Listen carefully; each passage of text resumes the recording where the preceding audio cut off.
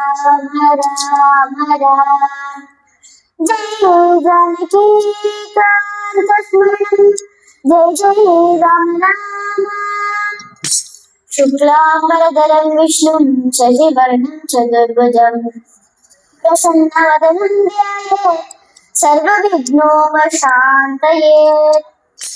हयग्रीव हयग्रीव हयग्रीवेति यो वदेत् तस्य निस्सरते वाणी जन्मकन्या प्रवाहवत् अनंत शयन पुराण पुरुषोत्तम रंगनाथ जगन्नाथ नाथ तुभ्यं नमो नमः कावेरी विरजापूजन वैकुंठं रंगमंदिरं सभासुदेवो लिंगेशः प्रत्यक्षं परमं पदम् रामाय रामभद्राय रामचंद्राय वेदसे रघुनाथाय नाथाय सीताय पदये नमः नाहं वसामि वैकुंठे न योगी हृदये नमो मद्भक्ताय यत्र गायन्ते तत्र तिष्ठामि नारदा मूकोऽपि यत्प्रसादेन मुकुन्दशयनायते राजराजायते रिक्तो राघवेन्द्रं तमाश्रये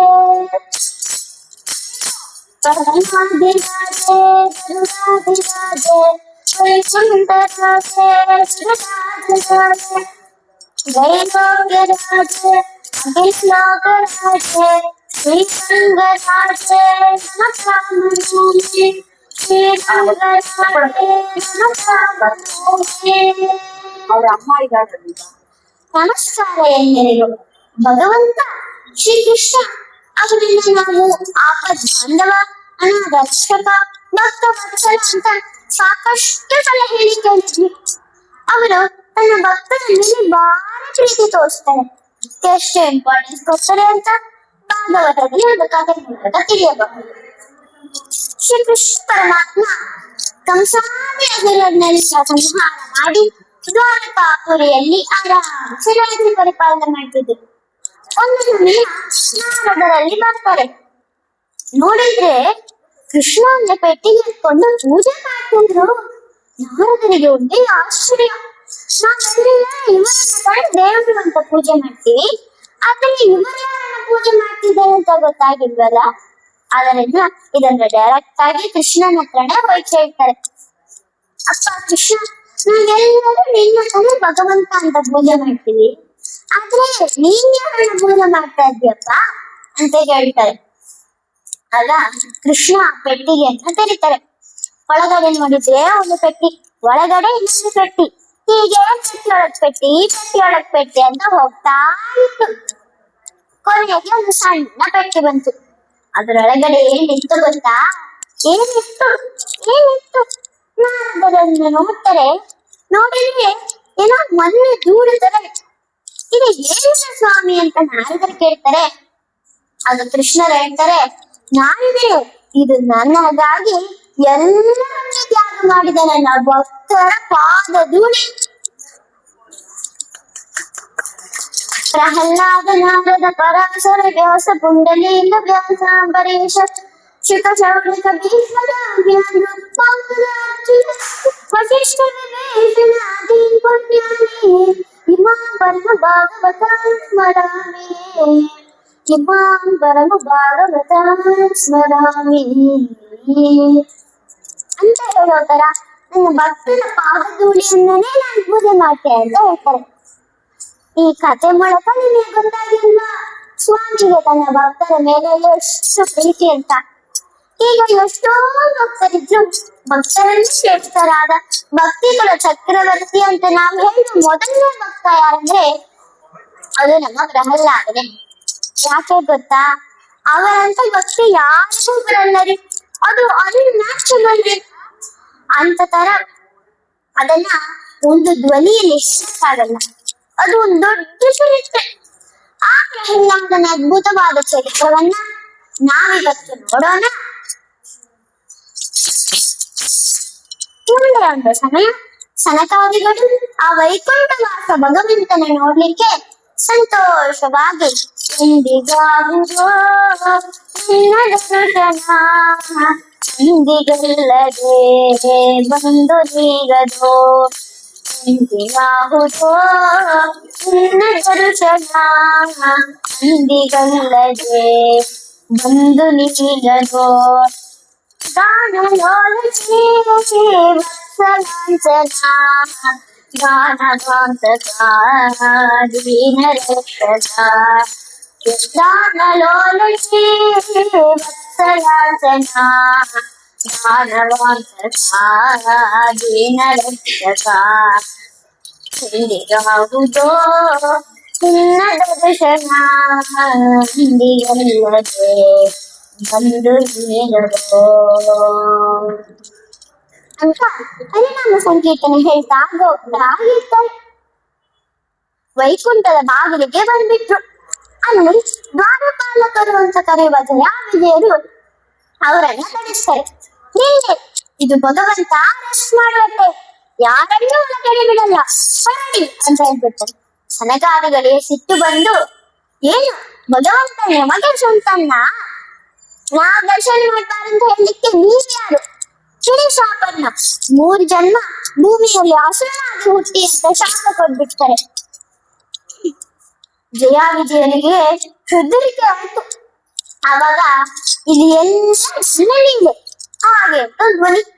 ಅದು ಯಾರಂದ್ರೆ, ಅಪ್ಪಪ್ಪ ಏನೊಂದು ಅದ್ಭುತವಾದ ರೂಪರಿ, ಕೋಮಲವಾದ ಪಾದ ಕಮಲ, ಪೀತಾಂಬರ, ಉದ್ಯಾನ, ಶ್ರೀವರ್ತ, ಕೌಸ್ತುಭ, ಶಂಖ, ಚಕ್ರ, ವಿಶಾಲ ದಂತ್ರ, ಮಂದಹಾಸ ವರ್ಣ, ಕೋಟಿ ಸೂರ್ಯ ಪ್ರಕಾಶನಾಗಿ ಆ ಭಗವಂತ ಬಂದು ನಿಂತ. ಸುಂದರನು ಗೋವಿಂದ ಸುಂದರಿಯ ನಂದ, ಸುಂದರಿಯ ಮಂದಿರಕ್ಕೆ ನಂದನ ಕಂದ, ನಂದನ ಕಂದ. ಸುಂದರನು ಗೋವಿಂದ ಸುಂದರಿಯ ನಂದ, ಸುಂದರಿಯ ಮಂದಿರಕ್ಕೆ ನಂದನ ಕಂದ, ನಂದನ ಕಂದ. ಗಾನನದಲ್ಲಿ ಬಲು ಜೀವನದಲ್ಲಿ ಬೇಲಿನಾದವು ಕೂಡಿ ಹೋದವು.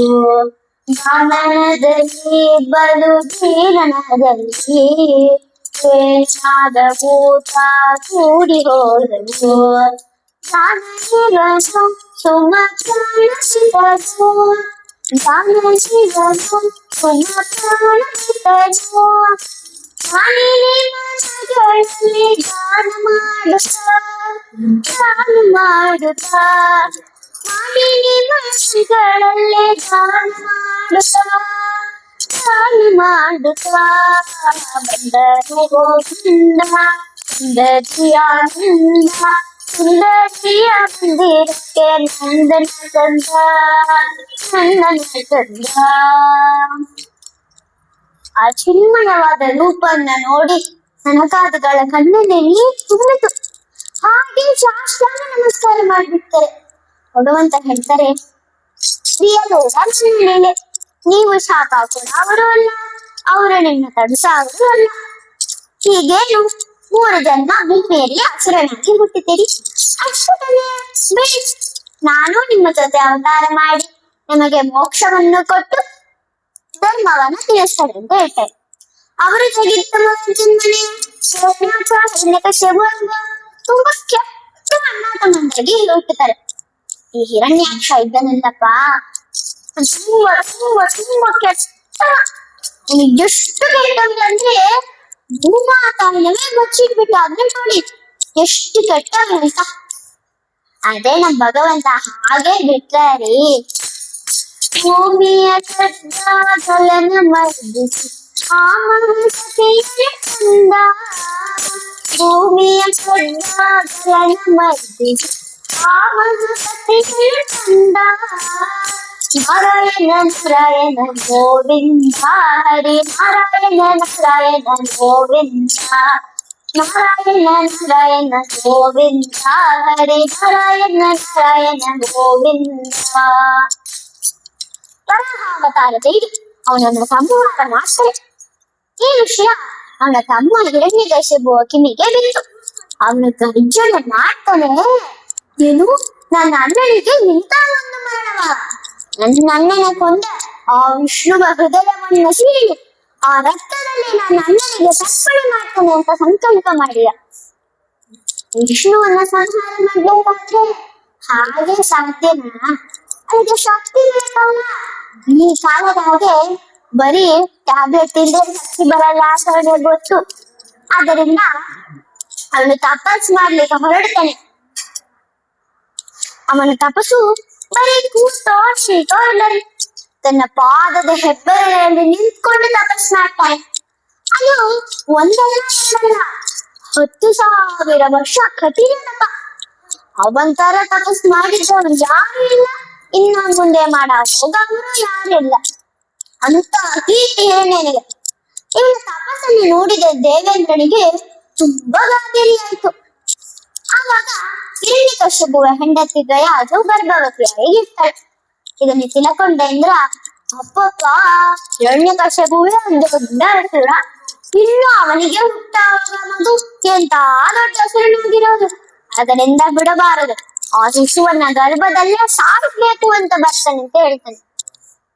ಹಾಗಂತ ನೋಡಿ ನಾರಾಯಣನೇ ಮನವೇ ನಾರಾಯಣನೇ ನಾರಾಯಣನೇ ಮನವೇ ನಾರಾಯಣನೇ ನಾರಾಯಣ ಮನ್ನಿಸು ಕರುಣಿಸು ನಾರಾಯಣ ಮನ್ನಿಸು ಕರುಣಿಸು ಆರಾಧನೆಗಳ ಆಡುತ್ತಾ ಪಾಡುತ್ತಾ ನಿರಾಜನದಿಂದ ಅರ್ಚಿಸು ನಿರಾಜನದಿಂದ ಅರ್ಚಿಸು ಪಾರಾಯಣ ಪ್ರಿಯಣ ವೇದ ಪಾರಾಯಣ ಪ್ರಿಯಣ ನಾರಾಯಣನೇ ನವೇ ನಾರಾಯಣನೇ. ಹೀಗೆ ನಾರಾಯಣ ನಾರಾಯಣ ಅಂತ ಹಾಡ್ತಾಗಿ ಬಂದಿದ್ಯಾರು? ನಮ್ಮ 14ನೇ ಕಕ್ಷದಲ್ಲಿ ಬರೋ ದೇವಋಷಿ ನಾರದರು. ಇಂದ್ರಣ್ಣ ನೋಡಿ, ಏನು ಕಾರ್ಯ ಮಾಡ್ತಿದ್ಯಂದ್ರ ನೀನು ಅಂತ ಹೇಳ್ತಾರೆ. ಅವಾಗ ಇಂದ್ರ ಹೇಳ್ತಾನೆ, ಇಲ್ಲ ಸ್ವಾಮಿ, ಇವಳ ಗರ್ಭದಲ್ಲಿರೋದು ಒಂದು ಅಸುರನ ಮಗು, ಅದರಿಂದ ಅದನ್ನ ಗರ್ಭದಲ್ಲಿ ಸಾಕ್ಬಿಡೋಣ ಅಂತ ಬಂದೆ ಅಂತ ಹೇಳ್ತಾನೆ. ಆಗ ನಾರದರು ಏನ್ ಹೇಳ್ತಾರಂದ್ರೆ, ಇಲ್ಲ, ಇವನ್ ತಂದೆ ಹಸುರಾಗಿದ್ರು ಈ ಮಗ ಒಂದು ದೊಡ್ಡ ಜ್ಞಾನಿ, ದೊಡ್ಡ ವಿಷ್ಣುಭಕ್ತ. ನೀನಲ್ಲಪ್ಪ, ನಿನ್ ವಜ್ರಾಯುಧದಿಂದ ಕೂಡ ಈ ಮಗುವನ್ನು ಏನ್ ಮಾಡಕ್ ಸಾಧ್ಯನೇ ಇಲ್ಲ. ಇದು ಭಾಗವತೋತ್ತಮನಾದ ಮಗು ಅಂತ ಹೇಳ್ತಾರೆ. ಈ ವಿಷಯವನ್ನು ತಿಳ್ಕೊಂಡ ದೇವೇಂದ್ರನಿಗೆ ತುಂಬಾ ಪ್ರೀತಿ ಆಯ್ತು. ಅಪ್ಪಪ್ಪ, ಎಂತ ದೊಡ್ಡ ತಪ್ಪು ಮಾಡ್ಲಿಕ್ಕಿದ್ದೆ ಅಂತ ಹೇಳಿ ಕಯಾಗವನ್ನು ಪ್ರದಕ್ಷಿಣೆ ನಮಸ್ಕಾರ ಮಾಡಿ ನಾರದರ ಹತ್ರ ಬಿಟ್ಬಿಟ್ಟು ಓಡಿ ಹೋಗ್ಬಿಡ್ತಾನೆ. ನಾರದರು ಅವನು ತನ್ನ ಆಶ್ರಮಕ್ಕೆ ಕರೀತಾರೆ. ಅವಾಗ ಕಯಾದು ಒಂದು ಬರ ಕೇಳ್ತಾಳೆ, ನನ್ನ ಯಜಮಾನರು ಅವರ ತಪಸ್ಸನ್ನ ಮುಡಿಸಿ ಬರುವ ತನಕ ಈ ಮಗು ನನ್ನ ಗರ್ಭದಲ್ಲೇ ಇರ್ಬೇಕು ಅಂತ ಕೇಳ್ಕೊತಾಳೆ. ನಾರದರು ಅದಕ್ಕೆ ಒಪ್ಕೊಂಡು ಅವನು ತನ್ನ ಆಶ್ರಮಕ್ಕೆ ಕರ್ಕೊಂಡು ಹೋಗ್ತಾರೆ. ಆಮೇಲೆ ಏನಾಯ್ತು ಗೊತ್ತಾ? ಬನ್ನಿ ನೋಡೋಣ, ನೀವೆಲ್ಲರಿಗೂ ಒಂದು ಸಂದೇಹ ಇರಬಹುದು. ಇಲ್ಲಿ ಎಷ್ಟು ಹಿರಣ್ಯ ದೊಡ್ಡ ಅಸುರ ಇದ್ರು ಅವನಿಗೆ ಹೇಗೆ ಇಂಥ ಒಂದು ಹರಿಭಕ್ತಿಯಾದ ಮಗು ಸಿಗತ್ತೆ ಅಂದ್ರೆ, ಇದಕ್ಕೆ ಮುಖ್ಯ ಕಾರಣವಾಗಿರೋದು ಹಿರಣ್ಯಕಶ್ಯಪುವ ತಾಯಿ ದಿತಿ ಗರ್ಭಧಾರಣೆ. ಕಶ್ಯಪುವ ಹೆಂಡತಿ ದಿತಿ ಒಂದು ದಿನ ಸಂಜೆಯ ಸಮಯದಲ್ಲಿ ಗರ್ಭಧಾರಣವನ್ನು ಕೇಳ್ತಾರೆ. ಅವರು ಯಕ್ಷಣೆ ಮಾಡ್ತಾರೆ, ಬೇಡ ದಿತಿ, ಇದು ಪ್ರದೋಷ ಕಾಲ, ಅನರ್ಥ ಬರಲ್ಲ ಅಂತ ಹೇಳಿದ್ದನ್ನ ಕೇಳಲೇ ಇಲ್ಲ ದಿತಿ.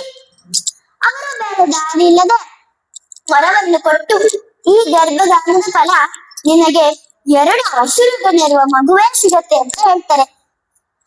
ಆವಾಗ ತಾನೇ ದಿದಿಗೆ ತನ್ನ ತಪ್ಪ ಅಂತ ಆಗತ್ತೆ. ಇದಕ್ಕೆ ಬೇರೆ ದಾರಿ ಇಲ್ವಾ ಅಂತ ಕೇಳುವಾಗ, ನಿನ್ನ ಮಗ ಹಸುರನಾಗಿದ್ರು ನಿನ್ನ ಮೊಮ್ಮಗ ಒಂದ್ ದೊಡ್ಡ ವಿಷ್ಣು ಭಕ್ತ ಆಗಿ ಇರ್ತಾನೆ ಅಂತ ಹೇಳ್ತಾರೆ. ಈ ಕಾರಣದಿಂದ ತಾನೇ ಈಗ ಹಿರಣ್ಯಕಶ್ಯಪುಗೆ ಒಂದು ಹರಿಭಕ್ತಿಯಾದ ಮಗು ಸಿಗ್ಲಿಕ್ಕಿದೆ. ಏನು ದಿತಿ ತಗೊಂಡ ಬರ ಪಕ್ಕ ಇದ್ರು ಗುರುವಿನ ಅನುಗ್ರಹ ಬೇಕಲ್ವಾ?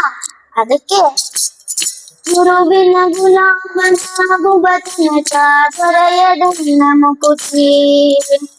ಗುರುವಿನ ಗುಲಾಮನಾಗುವ ತನಕ ದೊರೆಯದನ್ನ ಮುಕುತಿ.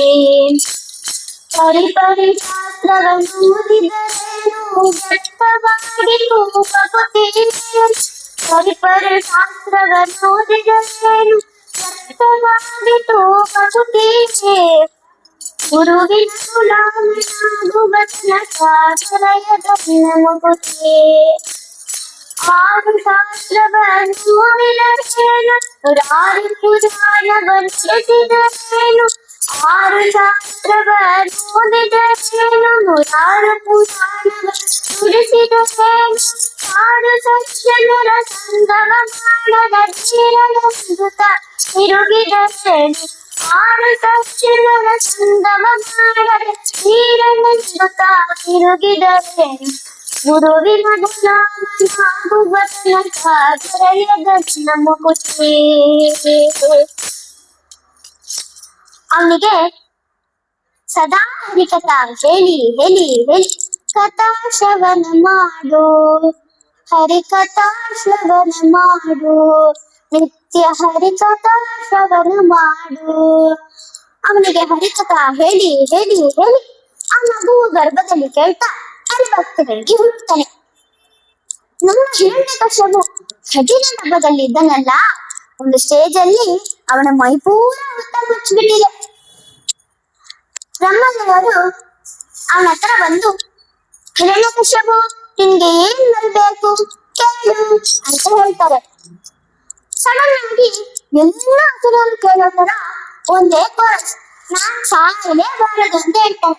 ಆಗ ಬ್ರಹ್ಮದೇವರು ಹೇಳ್ತಾರೆ, ಹಾಗಿಲ್ಲಪ್ಪ, ಹುಟ್ಟಿದ್ದವರು ಸಾಯಲೇಬೇಕು, ಇದೇ ನಿಯಮ, ಇದು ಬಿಟ್ಟು ಬೇರೆಯವರು ಕೇಳು ಅಂತ ಹೇಳ್ತಾರೆ.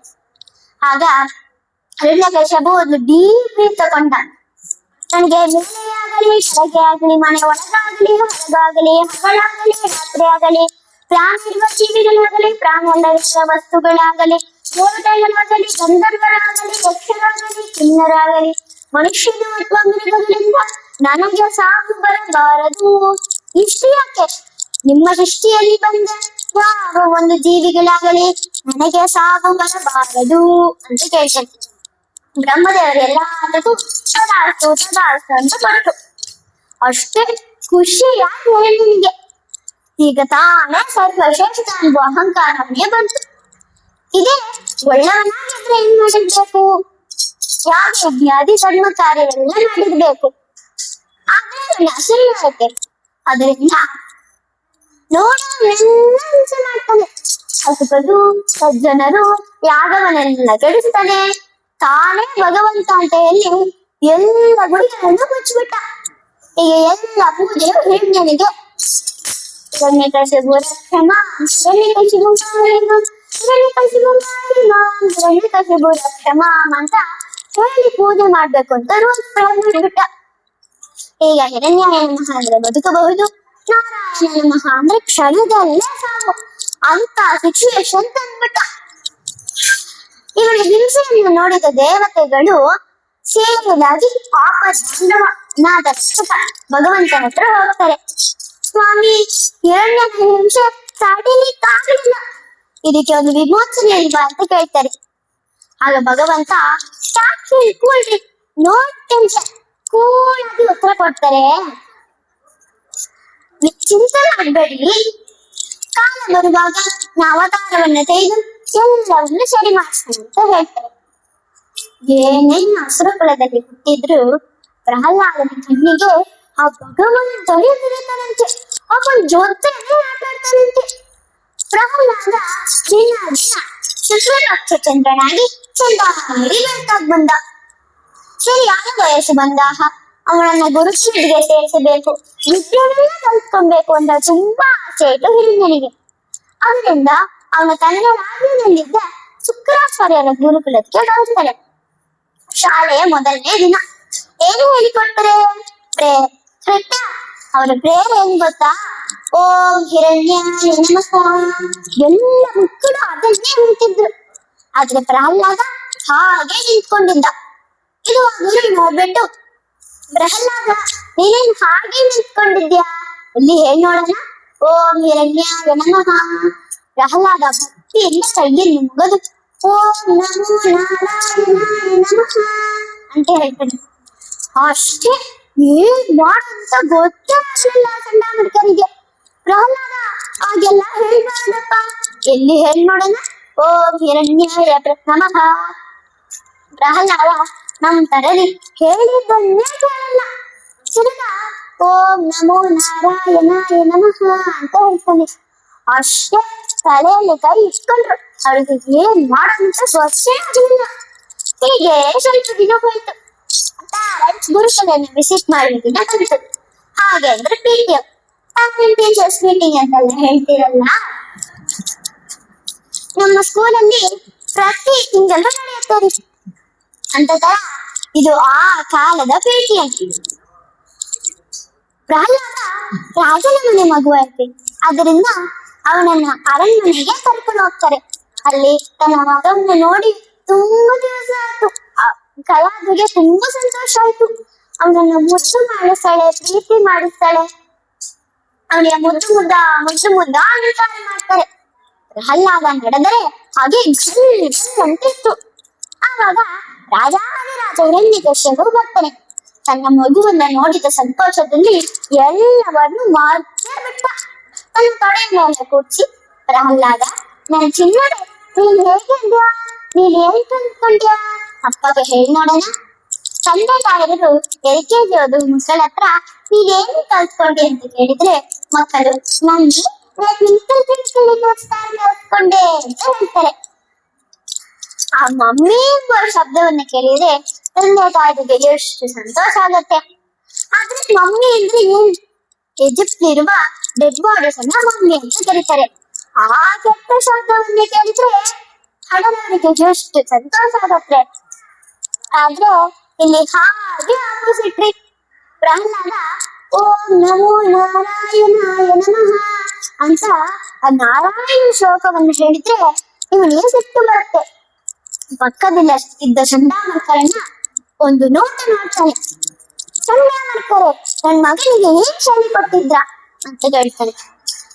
ಆವಾಗ ಅವರಿಗೆ ತುಂಬಾ ಹೆದರಿಕೆ ಆಯಿತು.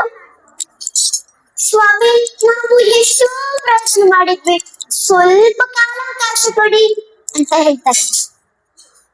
ಆವಾಗ ಹಿರಣ್ಯನು ಹೇಳ್ತಾನೆ, ನಾನು ನಿಮಗೆ 2 ತಿಂಗಳ ಅವಕಾಶ ಕೊಡ್ತೀನಿ, ಅಷ್ಟೊಳಗಡೆ ಅವನನ್ನ ಸರಿ ಮಾಡಿಸಿ ಅಂತ ಹೇಳ್ತಾರೆ. ಅವರು ಎಷ್ಟೋ ಪ್ರಯತ್ನ ಮಾಡ್ತಾರೆ, ಆದ್ರೆ ಒಂದು ಯೂಸ್. ಇದು ಎಷ್ಟು ದೂರಕ್ಕೆ ಹೋಯ್ತಂದ್ರೆ ಒಂದು ದಿನ PTM ಪೀರಿಯಡ್ ಅಲ್ಲಿ ಮಕ್ಕಳೆಲ್ಲ ಆಡ್ತಿದ್ರು. ಎಲ್ಲ ಅಕ್ಷರಕುಲ ಮಕ್ಕಳಾಯ್ತು. ಅದರಿಂದ ಎಲ್ಲ ಹಿಡಿಯೋದು, ಜಡಿಯೋದು, ಗಲಾಟ ಮಾಡೋದು ಇತ್ತು. ಪ್ರಹ್ಲಾದ ನೋಡಿದ, ಇದು ಎದೂ ಸರಿ ಇಲ್ಲ ಅಂತ ಹೇಳಿ ಎಲ್ಲರನ್ನ ಕರೆದು ನಾರಾಯಣ ಹರಿ ನಾರಾಯಣ ಹರಿ ನಾರಾಯಣ ಹರಿ ನಾರಾಯಣ ಎಲ್ಲ ಮಕ್ಕಳು ಅದನ್ನೇ ಹೇಳಿದ್ರು. ಈಗ ನೀವು ಹೇಳಿ, ನಾನು ಹೇಳ್ತಾನೆ, ಎಲ್ಲ ಜೊತೆಗೆ ಹರಿನಾಮವನ್ನು ಹೇಳೋಣ. ರೆಡಿಯಾ? ನಾರಾಯಣ ಹರಿ ನಾರಾಯಣ ಹರಿ ನಾರಾಯಣ ಹರಿ ನಾರಾಯಣ ನಾರಾಯಣ ಹರಿ ನಾರಾಯಣ ಹರಿ ನಾರಾಯಣ ಹರಿ ನಾರಾಯಣ ನಾರಾಯಣ ಹರಿ ನಾರಾಯಣ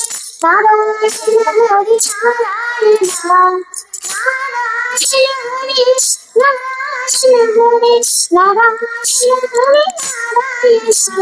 ಹರಿ ನಾರಾಯಣ ನಾರಾಯಣ ನಾರಾಯಣ ನಾರಾಯಣ ನಾರಾಯಣ ನಾರಾಯಣ ನಾರಾಯಣ. ಎಲ್ಲರೂ ನಿಮ್ ಜೊತೆಗ ಹರಿನಾಮವನ್ನು ಹೇಳಿದಕ್ಕೆ ತುಂಬಾ ಧನ್ಯವಾದಗಳು. ಸರಿ, ಇವಾಗ ಕಥೆಗೆ ಹೋಗೋಣ. ಹೀಗೆ ನಾರಾಯಣ ನಾರಾಯಣ ನಾರಾಯಣ ಅಂತ ಗುರುಕುಲದಲ್ಲಿ ಹರಿನಾಮ ಸಂಕೀರ್ತನೆ ನಡೆಯಿತು. ಈ ಶಬ್ದ ಆ ಗುರುಗಳ ಕಿವಿಗೆ ಬಿತ್ತು. ಅನ್ನು ನೋಡ್ತಾರೆ, ಅವರಿಗೆ ಏನ್ ಮಾಡೋದಂತ ಗೊತ್ತೇ ಆಗಲಿಲ್ಲ. ಆಹಾ, ಇವನನ್ನ ಚೇಂಜ್ ಮಾಡೋಣ ಅಂತ ಬಂದ್ರೆ ಇವನ್ನೆಲ್ಲರನ್ನು ಚೇಂಜ್ ಮಾಡ್ತಿದ್ದಾನಲ್ಲ, ಇವನಿಲ್ಲಿದ್ರೆ ನಮಗೆ ಡೇಂಜರ್ ಅಂತ ಹೇಳಿ ಅವನನ್ನ ಸೀದಾಗಿ ಶಾಸನ ಹತ್ರ ಬಿಡ್ಬಿಡ್ತಾರೆ. ಹಿರಣ್ಯನಿಗೆ ಸಿಟ್ಟು ಬರತ್ತೆ. ಪ್ರಹ್ಲಾದ, ನೀನೇನ್ ಕಲ್ತ್ಕೊಂಡ್ಯಾ? ನಿಜವನ್ನು ಹೇಳು ಅಂತ ಹೇಳ್ತಾನೆ. ಆಗ ಪ್ರಹ್ಲಾದ ಶ್ರವಣಂ, ನನ್ನನ್ನೇ ಶ್ರವಣ ಮಾಡಕ್ ಹೇಳಿದರಿಯಾ?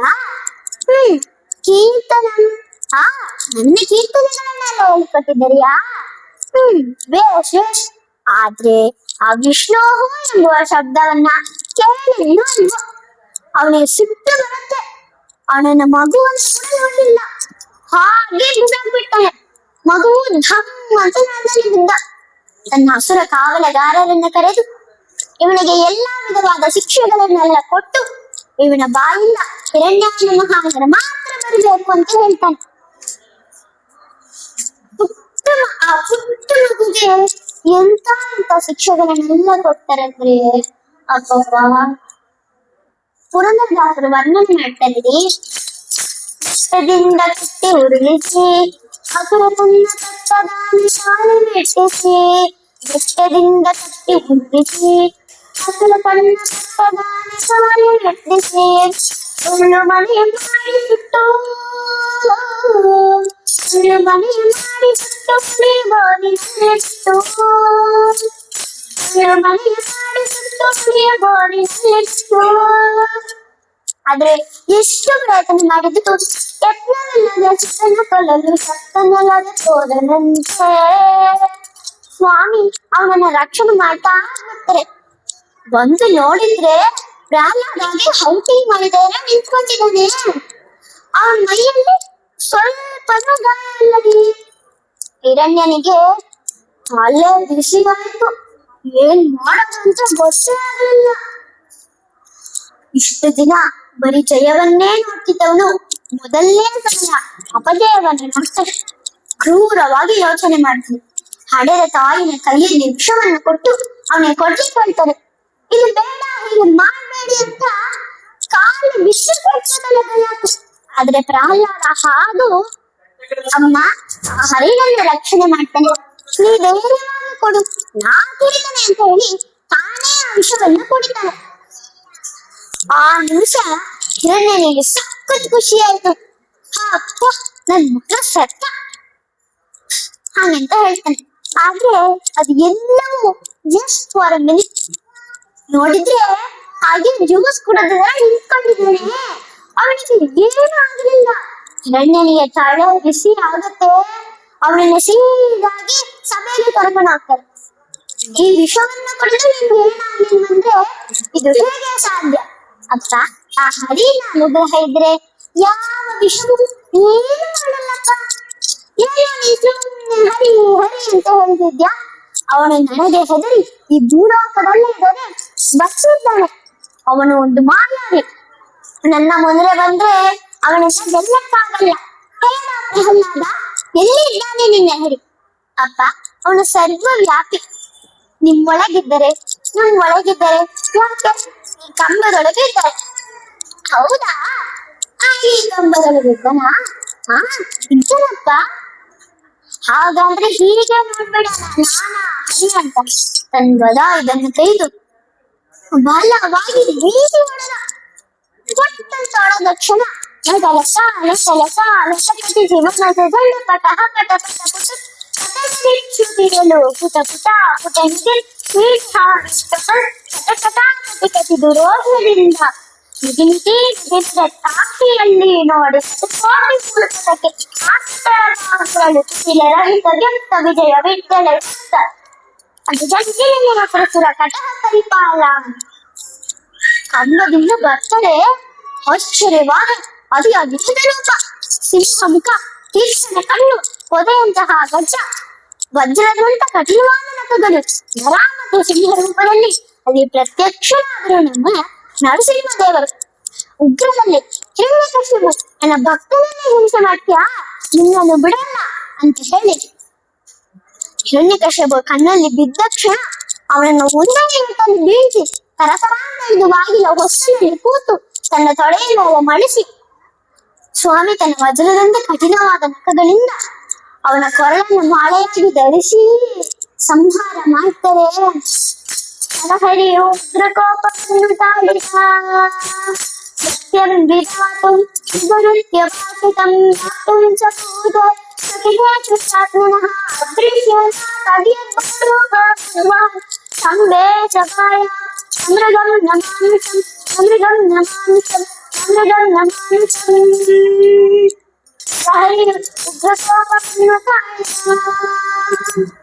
ಆ ಉಗ್ರ ರೂಪವನ್ನು ನೋಡಿದ ದೇವತೆಗಳಿಗೆ ತುಂಬಾ ಹೆದರಿಕೆ ಇತ್ತು. ಆದ್ರೆ ಪ್ರಹ್ಲಾದನಿಗೆ ಸ್ವಲ್ಪ ಭಯವಿಲ್ಲ. ದೇವತೆಗಳು ಎಲ್ಲ ಸ್ತೋತ್ರ ಮಾಡ್ತಾರೆ, ಆದ್ರೆ ಆ ಉಗ್ರತೆ ಕಡಿಮೆನೆ ಆಗಲಿಲ್ಲ. ಬ್ರಹ್ಮದೇವರು ಪ್ರಹ್ಲಾದನ ಹತ್ರ, ಪ್ರಹ್ಲಾದ, ನಿನ್ನ ಭಕ್ತಿಗೋಸ್ಕರನೇ ಭಗವಂತ ಈ ಅವತಾರವನ್ನು ಮಾಡಿದ್ದು, ನೀನೇ ಅವರನ್ನು ಶಾಂತಿ ಪಡಿಸು ಅಂತ ಹೇಳ್ತಾರೆ.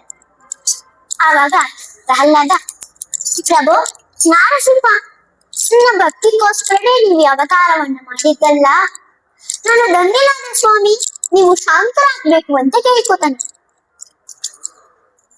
ನೀವು ಶಾಂತರಾಗ್ಬೇಕು ಅಂತ ಕೇಳ್ಕೊತಾನೆ. ಅವನ ಭಕ್ತಿಯನ್ನು ಮೆಚ್ಚಿ ನರಸಿಂಹದೇವರು ಶಾಂತರಾಗ್ತಾರೆ. ಅವನ ತನ್ನ ತೊಡೆ ಮೇಲೆ ಕೂರ್ಚಿ, ಪ್ರಹ್ಲಾದ, ನಿನಗೆ ಏನು ಬೇಕಪ್ಪ ಕೇಳು ಅಂತ ಹೇಳ್ತಾರೆ. ಆವಾಗ ಪ್ರಹ್ಲಾದ ಒಂದು ಅದ್ಭುತವಾದ ಮಾತನ್ನು ಮಾತಾಡ್ತಾರೆ. ಸ್ವಾಮಿ, ನಿಮ್ಮ ವರಕ್ಕೋಸ್ಕರ ನಾನು ಭಕ್ತಿ ಮಾಡಿದೆ, ನಾ ಭಕ್ತಿ ಮಾಡ್ತೇನೆ, ಈ ವರವನ್ನು ಕೊಡು ಅಂತ ಹೇಳಿದ್ರೆ ಅದು ವ್ಯಾಪಾರ ಆಗತ್ತೆ ಅಲ್ವಾ? ನನ್ನ ಭಕ್ತಿ ನಿಮಗಾಗಿ, ನನಗೆ ಈ ವರವೇ ಬೇಡ ಅಂತ ಹೇಳ್ತಾರೆ. ನಾವೆಲ್ಲರೂ ದೇವಸ್ಥಾನಕ್ಕೆ ಹೋಗ್ತೀವಿ, ಒಂದು ಪ್ರದಕ್ಷಿಣೆ ನಮಸ್ಕಾರ ಮಾಡಿ ಒಂದೊಳ್ಳೆ ಶ್ಲೋಕ ಹೇಳ್ತೀವಿ, ಆಮೇಲೆ ದೊಡ್ಡ ಲಿಸ್ಟ್ ಹಾಕ್ಬಿಡ್ತೀವಿ, ಅದು ಬೇಕು ಇದು ಬೇಕು ಹಾಡ್ಬೇಕು ಅಂತ. ಆದ್ರೆ ಪ್ರಹ್ಲಾದನ ನೋಡಿ, ಇದೇ ನಮಗೂ ಆ ಪ್ರಹ್ಲಾದನಿಗೂ ಇರುವ ವ್ಯತ್ಯಾಸ. ಏನೇ ಇದ್ರು ಭಗವಂತನೇ ಕೇಳ್ಬಿಟ್ಟು ನಿನ್ಗೇನ್ ಬರಬೇಕಂತ, ಅದಕ್ಕೆ ಅವನು ನನಗೆ ವರವೇ ಕೇಳ್ಬಾರ್ದು ಎಂಬ ಬುದ್ಧಿಯನ್ನ ನನಗೆ ವರವಾಗಿ ಕೊಡಿ ಅಂತ ಕೇಳ್ತಾನೆ. ಆದ್ರೆ ನರಸಿಂಹದೇವರು ಬಿಡ್ಲಿಲ್ಲ, ಬೇರೆ ವರ ಕೇಳು ಅಂತ ಹೇಳ್ತಾರೆ. ಹಾಗೂ ತನಗಾಗಿ ಕೇಳಿಲ್ಲವೇ, ತನ್ನ ತಂದೆಗೆ ಸದ್ಗತಿ ಸಿಗಲಿ ಅಂತ ಕೇಳ್ತಾನೆ. ಆಗ ನರಸಿಂಹದೇವರು ಹೇಳ್ತಾರೆ, ನಿನ್ನ ಮಗನಾಗಿ ಹಳೆದ ನಿನ್ನ ತಂದೆಯಾಗಿ ಮಾತ್ರ ಅಲ್ಲ, ನಿನ್ನ ವಂಶದಲ್ಲಿ ಬರುವ 21 ತಲೆಮಾರಿಗಳಿಗೂ ಸದ್ಗತಿ ಸಿಗತ್ತೆ. ಸರಿ, ಈಗ ನಾನೇ ನಿನಗೆ ಒಂದು ವರವನ್ನು ಕೊಡ್ತೀನಿ, ನಿನ್ನನ್ನು ನಾನು ಚಕ್ರವರ್ತಿಯಾಗಿ ಕಟ್ಟಕತ್ತೀನಿ. ಇಷ್ಟು ದಿನ ಭಕ್ತಿ ಮಾಡಿದವರು ಭಕ್ತಿ ಮಾಡಬಹುದು, ಇನ್ನ ಮುಂದೆ ಭಕ್ತಿ ಮಾಡ ಹೋಗಾವಿ ಅಂತ ಎಲ್ಲರಿಗೂ ನೀನೇ ಭಕ್ತಿಗಳು ಚಕ್ರವರ್ತಿಯಾಗಿ ಇರ್ತಿ ಅಂತ ಹೇಳಿ ಹಿರಣ್ಯಕಶ್ಯಪು ಕೂತ ಸಿಂಹಾಸನದಲ್ಲಿ ತಾನೇ ಕೂತದನ್ನು ಪವಿತ್ರ ಹಾಕಿ ತನ್ನ ಕೈಯಿಂದ ಪ್ರಹ್ಲಾದನಿಗೆ ಪಟ್ಟಾಭಿಷೇಕ ಮಾಡ್ತಾರೆ. ಈ ಒಂದು ಅದ್ಭುತವಾದ ದೃಶ್ಯವನ್ನು ನೋಡಿದ ದೇವತೆಗಳು ಪುಷ್ಪವೃಷ್ಟಿ ಮಾಡ್ತಾರೆ. ಜಯ ಜಯ ಜಯ ಬಂದು ಹೂವನು ತಂದು ಹರಿ ಹರಿ ಹರಿ ಬಂದು ಸುರರೆಲ್ಲ ಸುರತಿ ಭಯ ನಿವಾರಣ ಭಯ ನಿವಾರಣ ಪುರಂದರ ವಿಠಲನ ಸಿಂಹರೂಪನಾಕಿ ಹರೇ ರಾಮಗಿರೀಶನ ಸಿಂಹರೂಪನಾಥ ಶ್ರೀ ಹರೇ. ಈ ಒಂದು ಅರ್ಧ ಗಂಟೆಯಲ್ಲಿ ನಾವು ಪ್ರಹ್ಲಾದನ ಅದ್ಭುತವಾದ ಚರಿತ್ರವನ್ನು ನೋಡಿದ್ವಿ. ಈ ಲಕ್ಷ್ಮೀ ನರಸಿಂಹ ಚರಿತ್ರವನ್ನು ಕೇಳಿದ್ರೆ ಏನು ಫಲ ಸಿಗುತ್ತೆ?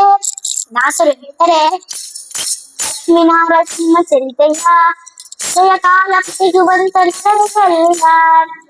ನರಸಿಂಹ ಚರಿತೆಯ ಜಯ ಕಾಲ ನರಡಿಗೆಲ್ಲ ಪುತ್ರ ಸಿದ್ಧಾಂತಲಿಟ್ಟು ಮತ್ತೆ ಬೇಡಿಕೆಗೆ ಕೊಟ್ಟು